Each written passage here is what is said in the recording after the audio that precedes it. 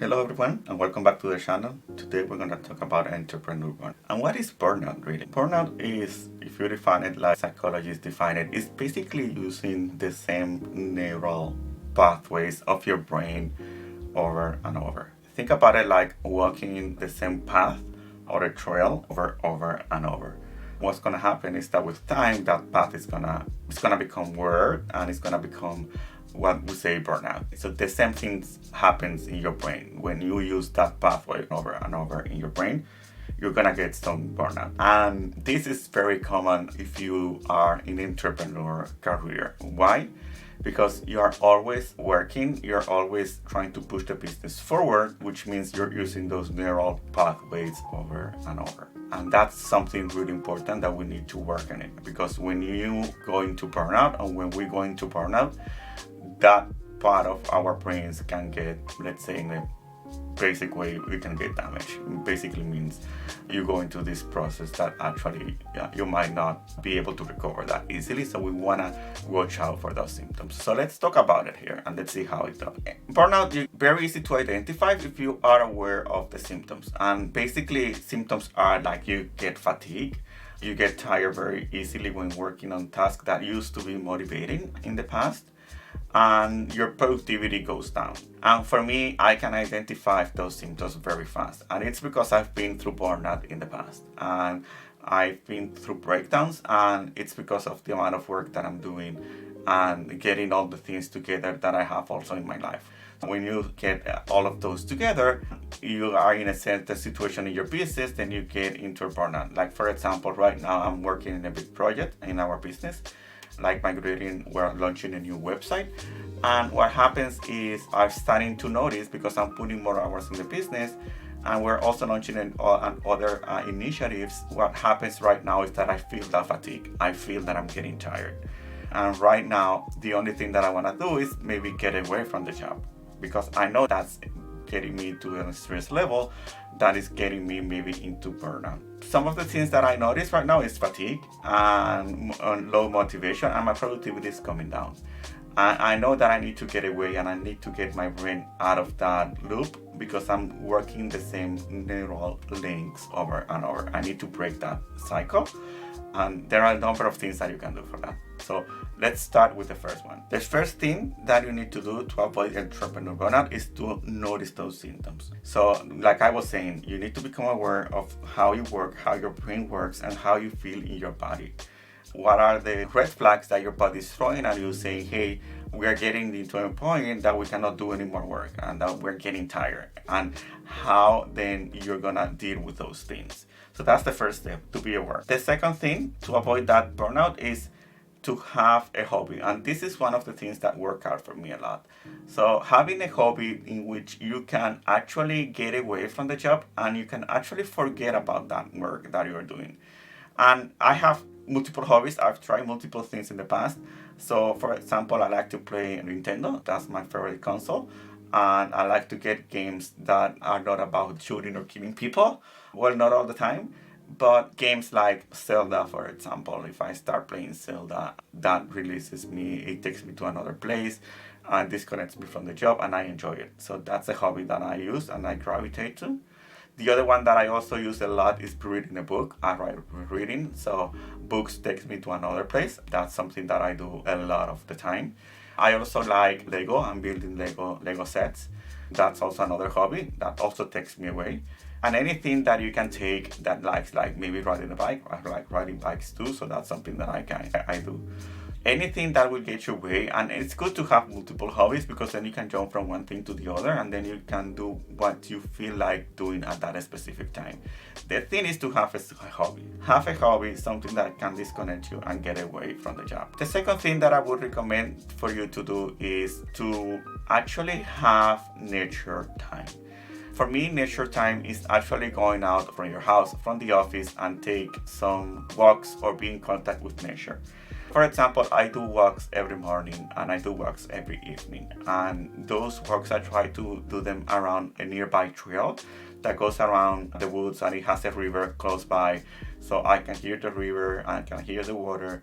And those walks also help me out. And I do those religiously every day. Every morning, every evening, I do that.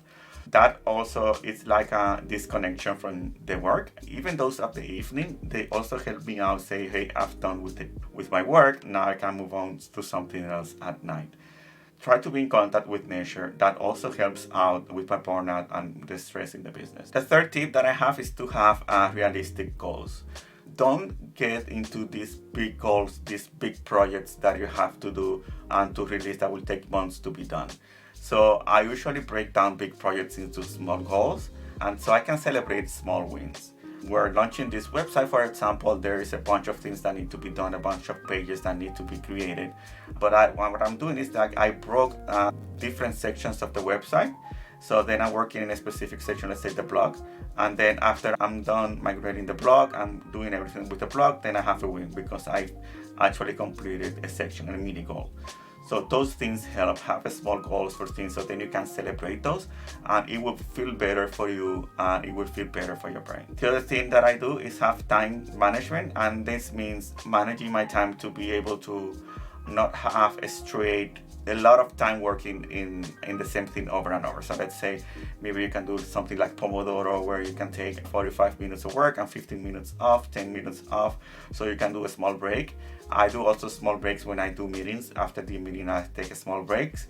So those also help out with burnout. It helps out with bringing your brain down, so then you can go back again at the task.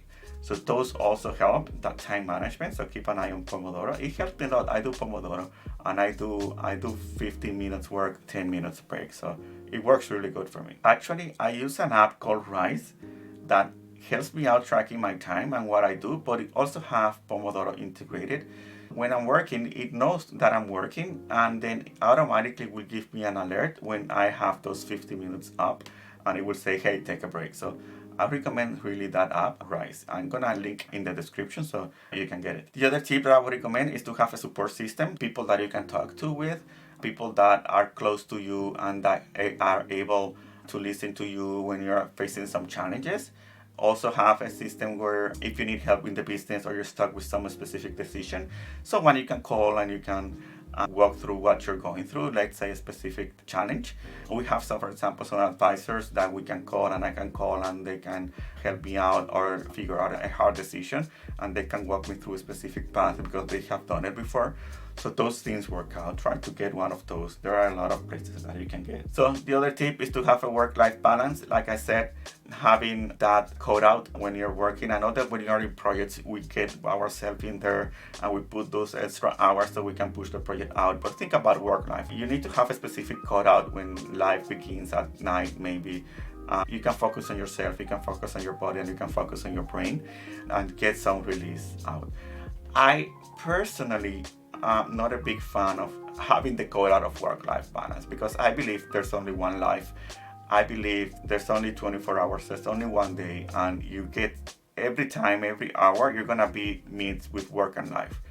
Like, that's the reality of life. I can be working there and I can receive a call from my kid, I can receive a text message from my kids, or I need to go and do something around the house because maybe that's life, right? So for me, life and work are interrelated during the day, but I try that maybe at the end of the day, I can push a little bit work off of my fun, of my daily activities, so I can focus more on life.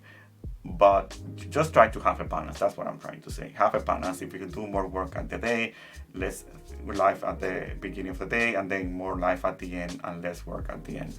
But keep in mind, they're always interrelated, right? There's only one life, it's only one thing. And of course, if you are in a persistent burnout state and in less motivation, productivity, then maybe you can try to look for help. There are a lot of out there psychologists that have knowledge around businesses and entrepreneurship, and you can get therapy around that and get some help around that. I've used it in the past and they work really amazing because those therapists help you out figure out your thoughts, figure out how you think, how you work, and they can create and help you do plans and do a specific task that will get you to the next level and will get you to know yourself, how you work yourself, how your brain works, so then you can manage it, be aware of those symptoms, and then you can do the tasks and activities that will actually help you out to work around those burnout and stress and everything that goes around with those things. So again, thanks for staying until the end. I hope you like it, and remember to subscribe and click on the like button if you like this video. Thank you.